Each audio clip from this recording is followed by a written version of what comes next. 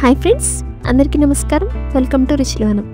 ఈరోజు మన ఛానల్లో బెండకాయ ఫ్రై జిగురు లేకుండా పొడిపొడిలాడుతూ రావాలంటే ఎలా చేయాలో మీతో షేర్ చేసుకోబోతున్నాను. అలాగే ఈ బెండకాయ ఫ్రై పప్పు చారులోకి సైడ్ డిష్గా చాలా అంటే చాలా బాగుంటుంది. ఈ వీడియోని చివరి వరకు చూసి ఒకసారి ఈ స్టైల్లో మీరు కూడా ట్రై చేయండి. ఇంకా లేట్ లేకుండా వీడియోలోకి వెళ్దాం రండి. ముందుగా మనం ఈ బెండకాయ ఫ్రై చేయడానికి 1/2 kg బెండకాయలు తీసుకున్నాను. వాటిని బాగా కడిగి ఒక పొడి క్లాత్తో తుడిచి తీసుకోవాలి. ఇలా క్లాత్తో తుడిచి తరువాత కట్ చేయడం వలన బెండకాయలు ఎక్కువ జిగురు లేకుండా ఫ్రై చేసుకోవచ్చు.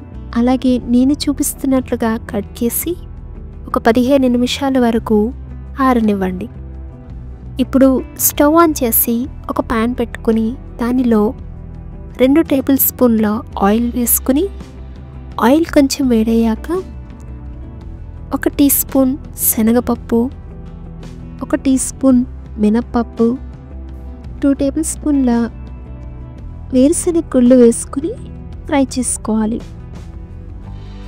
అవి కొంచెం ఫ్రై అయ్యాక 1/2 టీ స్పూన్ ఆవాలు, 1/2 టీ స్పూన్ జీలకర్ర, 2 ఎండుమిర్చి వేసుకుని తాలింపు మంచిగా ఫ్రై అయ్యాక దానిలో కొంచెం కరివేపాకు వేసుకుని ఫ్రై చేసుకోవాలి. ఇప్పుడు కట్ చేసుకున్న బెండకాయ ముక్కలను వేసి మంచిగా కలుపుకోవాలి.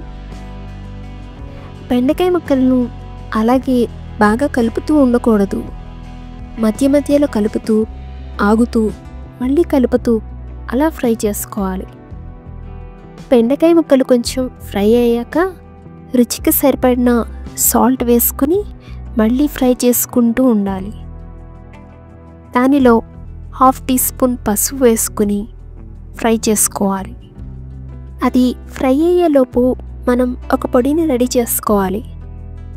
దానికోసం ఒక మిక్సీ జార్ తీసుకుని దానిలో 2 టేబుల్ స్పూన్ల పుట్నాల పప్పు, ఒక 5 వెల్లుల్లి రెమ్మలు, 1 టేబుల్ స్పూన్ ఎండు కొబ్బరి పొడి వేసి పౌడర్ లాగా చేసుకుని పెట్టుకోవాలి.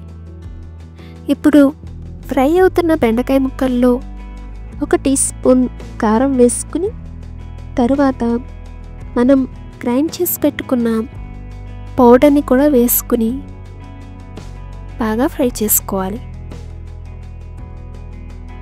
అలా ఒక 2 నిమిషాల వరకు ఫ్రై చేసి స్టవ్ ఆఫ్ చేసుకోవడమే.